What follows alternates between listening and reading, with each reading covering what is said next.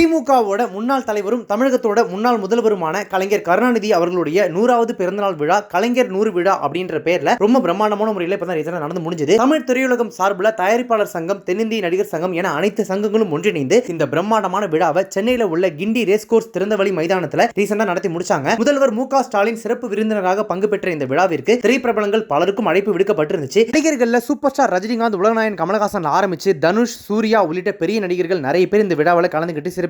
கலைஞரை பற்றி பேசியிருக்கிற அந்த 10 நிமிட ஆவணப்படம், அதாவது டாக்குமெண்ட்ரி மூவி அந்த நிகழ்ச்சியில் ஒளிபரப்பப்பட்டது. அந்த ஆவணப்படத்தை இயக்குனர் ஏஎல் விஜய் அவர் தான் டைரக்ட் பண்ணியிருந்தாரு. இந்த கலைஞர் 100 நிகழ்ச்சியில் நடிகர் சூர்யாவும் வந்து கலந்துகிட்டு இருந்தாரு. சோ புத்தாண்டு கொண்டாட்டத்துக்காக வெளிநாடு போயிருந்த அவர் இப்பதான் ரீசெண்டா அந்த நிகழ்ச்சிக்காக வந்திருந்தாரு. வந்ததும் நேரா கேப்டன் விஜயகாந்த் அவர்களுடைய சமாதிக்கு போயிட்டு அங்க மலர் வளையம் வைத்து இப்பதான் ரீசெண்டா அஞ்சலி எல்லாம் செலுத்திட்டு வந்திருந்தாரு. கலைஞர் 100 நிகழ்ச்சியில் கலைஞர் கருணாநிதியை பத்தி அவர் ஒரு சில விஷயங்கள் ஷேர் பண்ணியிருந்தார். என்ன சொன்னார் அப்படின்னா, கலைஞர் அவர்கள் அரசியலுக்கும் கலைக்கும் தன்னை அர்ப்பணிச்ச அந்த காலத்தை நான் ரொம்பவே முக்கியமானதா பாக்குறேன். பராசக்தி படத்துல கைரிக்ஷா இழுக்கிறவங்களை பத்தி ஒரு காட்சி இருக்கும். நீ வேணா ஆட்சிக்கு வந்தா இந்த முறையை ஒழிய அப்படின்னு சொல்லிட்டு சிவாஜி சாரை பார்த்து ஒரு கதாபாத்திரம் பேசும். அந்த வசனத்தை எழுதியது கலைஞர். சொன்ன மாதிரியே ஆட்சிக்கு வந்து கைரிக்ஷா முறையை முற்றிலுமா ஒழிச்சாரு. சினிமா என்பது ஒரு ஆயுதம், அதை முறையாக பயன்படுத்தினால் நல்ல சமூக மாற்றங்களை உண்டாக்க முடியும் என்பதற்கு கலைஞர் தான் ஆகச்சிறிய மிகப்பெரிய உதாரணம். பெண்களுக்கு சொத்துரிமை வாங்கி கொடுத்தார். தாழ்த்தப்பட்ட மக்களுக்காக நிறைய நலத்திட்டங்களை செய்திருக்கிறார். தமிழ் சினிமாவின் பல ஆளுமைகள் நடித்த முதல் படத்துக்கு வசனம் எழுதியிருக்கிறார். 62 ஆண்டு காலம் சினிமாவுடன் சேர்ந்து பயணித்தவர். இப்போதும் ட்ரெண்டிங்ல பொறுத்தது போதும் பொங்கியேடு என்ற வசனம் இருக்கு. அரசியலில் பல மாற்றங்களை எடுத்துட்டு வந்திருக்காரு. கலைஞருக்கும் அவருடைய எழுதுகோளுக்கும் என்னுடைய மரியாதையை சமர்ப்பிக்கிறேன் அப்படின்னு சொல்லிட்டு கலைஞர் கருணாநிதி அவர்கள் ரொம்பவே புகழ்ந்து பேசியிருந்தாரு. கலைஞர் 100 நிகழ்ச்சியில பங்கெடுத்துட்டு இருந்த கமலஹாசன் அவர்கள் மேடை ஏறி ஒரு 10 நிமிடங்களுக்கு பேசியிருந்தாரு. அவர் என்ன பேசியிருந்தார் அப்படின்னா, எனது நண்பர் விஜயகாந்த் அவர்களின் இறுதி ஊர்வலத்தை சிறப்பாக நடத்தி கொடுத்த அரசியல் பண்பிற்கு முதலில் முதல்வருக்கு நன்றி சொல்கிறேன் அப்படின்னு சொல்லி நன்றி சொன்னாரு. தொடர்ந்து பேசிய கமலஹாசன் அவர்கள், சினிமாவில் இருக்கும் போதே அரசியலையும், அரசியலில் இருக்கும் போதே சினிமாவையும் கலைஞர் தூக்கி பிடித்ததை நான் என்னைக்குமே மறக்க மாட்டேன். கலைஞர் தன்னையும் வளர்த்தாரு, தமிழையும் வளர்த்தாரு, தமிழ்நாட்டையும் வளர்த்தாரு. பாடல்களில் சிக்கிக் கொண்டிருந்த சினிமாவை கனல் தெரிக்கும் வசனங்களின் மையமாக மாற்றினார் கலைஞர். எம்ஜிஆர், சிவாஜி போன்ற நடிகர்களை தனது எழுத்து வன்மையால் உச்ச நட்சத்திரமாக மாற்றினார் கலைஞர். கலைஞர் தான் நவீன சினிமாவின் வசன சிற்பி என்றால் அது மிகையாகாது. நேருவின் மகளே வருக, நிலையான ஆட்சி தருக என சொல்லக்கூடிய துணிச்சல் அவருக்கு தான் இருந்தது. சிறுவயதில் என்னுடைய அக்காக்கள் எனக்கு தலை சீவி விடும்போது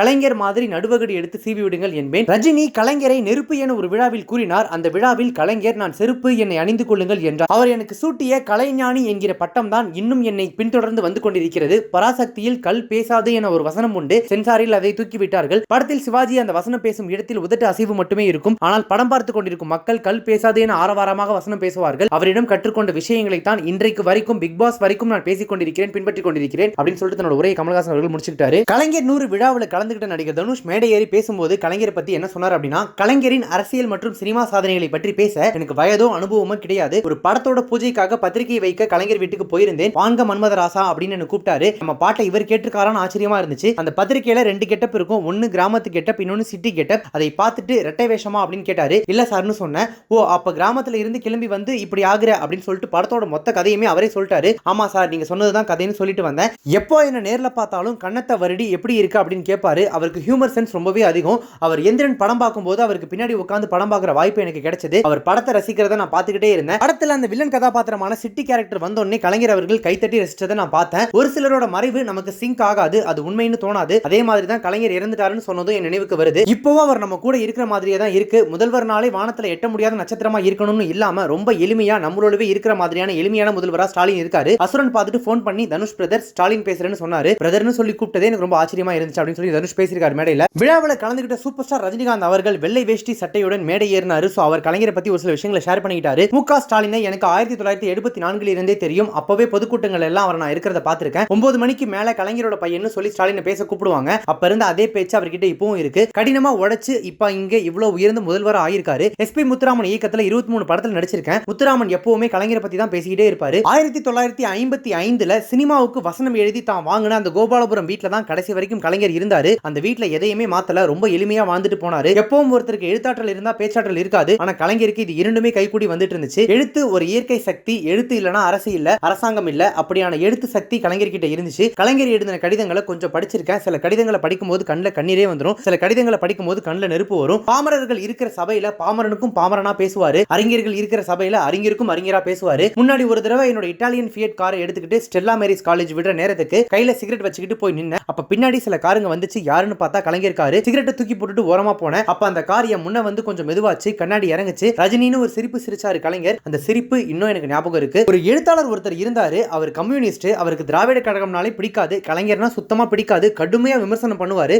ஆனா அவர் வயசான காலத்துல அவரோட சிகிச்சைக்கு கலைஞர் தான் உதவி பண்ணாரு. அந்த எழுத்தாளர் வேற யாரும் இல்ல, ஜெயகாந்தன் அவர் தான். ஒரு தயாரிப்பாளர், கலைஞரோட தீவிர ரசிகன். அவர் கூட ஒரு படம் பண்ண அந்த தயாரிப்பாளர் நம்ம படம் கண்டிப்பா சூப்பர் ஹிட், கலைஞர் நமக்கு வசனம் எழுதி தரேன்னு சொல்லிருக்காருன்னு சொன்னாரு. அப்போ நான் கலைஞரோட வசனங்கள் ரொம்ப கஷ்டமா இருக்கும், நான் கலைஞர் வசனம் பேச மாட்டேன் அப்படின்னு சொல்லிட்டேன். நானே கோபாலபுரத்துல அவரோட வீட்டுக்கு போயிட்டு கலைஞர் கிட்ட உங்க வசனத்தை என்னால பேச முடியாது, கொஞ்சம் கஷ்டமா இருக்கும்னு சொன்னேன். அதுக்கு அவர் தயாரிப்பாளர் கூப்பிட்டு ரஜினி என் வசனம் பேசுறதுக்கு கஷ்டமா இருக்கும்னு சொன்னாரு. நான் ரஜினி கிட்ட அவனுக்கு ஏத்த மாதிரி எழுதுறேன்னு சொன்னேன். ஆனா ஷூட்டிங் அடுத்த மாசமாமே, நான் அதுக்கும் அடுத்த மாசம்னு நினைச்சேன், நீ வேற யாராவது வச்சு வசனம் எழுதிக்கோ அப்படின்னு சொல்லிட்டு என்ன பார்த்து ஒரு சிரிப்பு ஒன்று சிரிச்சாரு. ஒரு எழுத்தாளர் மற்றும் பத்திரிகையாளர், இந்தியா முழுக்க அவருக்கு அரசியல் தொடர்பு இருந்துச்சு. கலைஞரை விமர்சிச்சு பத்திரிகை நடத்தினவர் அவரு. அவர் என்கிட்ட ஒரு நாள் கலைஞரை எவ்வளவோ விமர்சனம் பண்றேன், ஆனா எங்க பார்த்தாலும் என்னையா எப்படி இருக்குன்னு கேட்கிறாரு, நெகிழ்ந்து போய் சொன்னாரு. அவர் பத்திரிகையாளர் மற்றும் என்னுடைய நண்பர். சோ ஒரு அரசியல் பொதுக்கூட்டம், ஒரு கட்சிக்காரர் கருணாநிதி நீ என்ன பண்ணன்னு கேட்டாரு. உடனே அவரிடம் அந்த கட்சியின் தலைவர், அவர் பண்ணது உனக்கு என்ன தெரியும், அவரை இனி பெயர் சொல்லி கூப்பிடக்கூடாது, கலைஞர் தான் கூப்பிடணும் அப்படின்னு சொன்னாரு.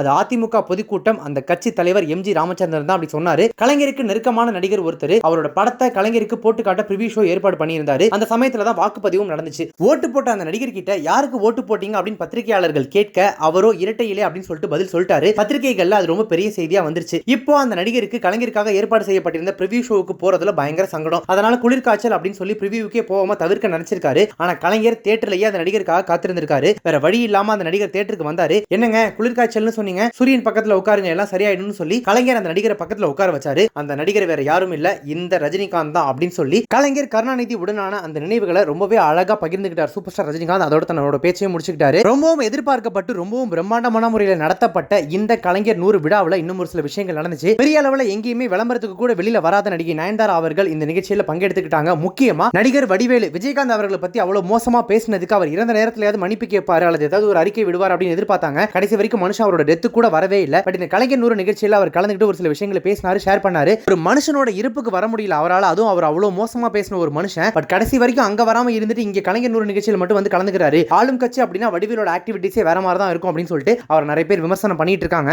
இதற்கிடையில சூப்பர் ஸ்டார் ரஜினிகாந்த், உலகநாயகன் கமலஹாசன், சூர்யா, தனுஷ், நயன்தாரா, வடிவேலுன்னு உச்ச நட்சத்திரங்கள் நிறைய பேர் இந்த விழாவில் கலந்துகிட்டு இருந்தாங்க. முதல்வர் மு.க. ஸ்டாலின் வந்து இதுல சீஃப் கெஸ்டா இருந்தாரு. இவ்வளவு இருந்தும் கூட இந்த நிகழ்ச்சிக்கு பெரிய அளவில் கூட்டமே இல்ல அப்படின்ற மாதிரியான தகவல்கள் வீடியோ சோஷியல் மீடியால பயங்கர வைரலா போயிட்டு இருக்கு. முக்கியமா ரஜினிகாந்த் அவர்கள் ஸ்டேஜில் ஏறி கலைஞர் அவர்களை பத்தி ஒரு சில விஷயங்களை பேசும்போது இங்க நாற்காலிகள் முக்காவாசி காலியா தான் கிடந்துச்சு. இந்த நிகழ்ச்சியை யாருமே பெருசா மதிக்கல, இந்த நிகழ்ச்சிக்கு யாரும் போகணும்னு கூட யோசிக்கல. அந்த அளவுக்கு ரொம்ப ரொம்ப டம்மியா இந்த நிகழ்ச்சி நடந்து முடிஞ்சிருக்கு. அதற்கு மிக முக்கியமான காரணம் தளபதி, அதாவது நம்மளோட அஜித் குமார், விஜய், இவங்க 2 பேருமே இந்த விழாவில் கலந்துக்கல. அவங்க கலந்துட்டு இருந்தாங்க அப்படின்னா கண்டிப்பா கூட்டமும் சரி ரெஸ்பான்ஸும் சரி வேற மாதிரி இருந்திருக்கும். ஏன்னா இன்னைக்கு ஜெனரேஷன் சூப்பர் ஸ்டார்ஸ் யார் அப்படின்னு பார்த்தா அவங்க 2 பேரும் தான். அவங்க 2 பேரோட ஃபேன் பேஸ் என்ன, அவங்களோட பலம் என்ன அப்படின்றது தமிழ் சினிமாவுக்கு நல்லாவே தெரியும். அவங்க கலந்துட்டு இருந்தாங்க, அவங்க பேசியிருந்தாங்க அப்படின்னா கண்டிப்பா இந்த நிகழ்ச்சி வேற மாதிரி ரீச் ஆயிருக்கும். அவங்க 2 பேரும் கலந்துக்கல. இன்னொன்னு ஒரு சில ஏற்பாடுகள் ஒழுங்கா செய்யப்படல, அதனால தான் கூட்டம் பெருசா வரல. அந்த வகையில ஓவரால் பார்க்கும்போது இந்த கலைஞர் 100 நிகழ்ச்சி ஒரு சொதப்பலா முடிஞ்ச நிகழ்ச்சி தான் அப்படின்னு சொல்லிட்டு நிறைய பேர் அந்த போட்டோஸ் வீடியோஸ் எல்லாம் ஷேர் பண்ணி வந்து தங்களோட விமர்சனங்களை எடுத்து வச்சிட்டு இருக்காங்க. சோ இப்போ இந்த வீடியோ உங்களுக்கு ரொம்ப பிடிச்சிருந்துச்சுன்னா லைக் பண்ணுங்க, ஷேர் பண்ணுங்க. கலைஞர் 100 நிகழ்ச்சியில நடந்த விஷயங்களை பத்தின உங்களோட கருத்துக்கள் என்ன அப்படின்றத கமெண்ட்ஸ்ல மென்ஷன் பண்ணுங்க.